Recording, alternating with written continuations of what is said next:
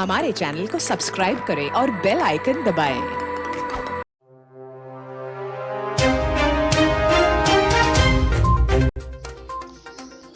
खबर शामिल करते हैं चनाब नगर से। वज़ीर आला पंजाब चौधरी परवेज इलाही के विजन के मुताबिक चनाब नगर म्यूनसिपल कमेटी एरिया में आटा बदरिया truck cell point assistant commissioner Rana Kamran Ashraf की जेर निगरानी CO municipal committee chief Rifat Abbas Pasha ने म्यूनसिपल कमेटी के एरिया में आवाम की सहूलत के लिए सेल पॉइंट कायम कर दिया है, जिससे आवाम मुस्तफ़ीद हो रही है। जो कि वज़ीर आला पंजाब चौधरी परवेज इलाही के सीलालियाँ Rana Kamran Ashraf CO municipal committee chief Rifat Abbas Pasha का आवामी सहूलत के लिए नहायत ही एक अच्छा इकदाम अमल है, जिसे इमाम चनाब नगर ने सराहते हुए खुशाइन करार दिया है। लाइव रिपोर्ट मोहम्मद ताहिर अहमद, तहसील रिपोर्टर मिशन न्यूज़ चनाब नगर।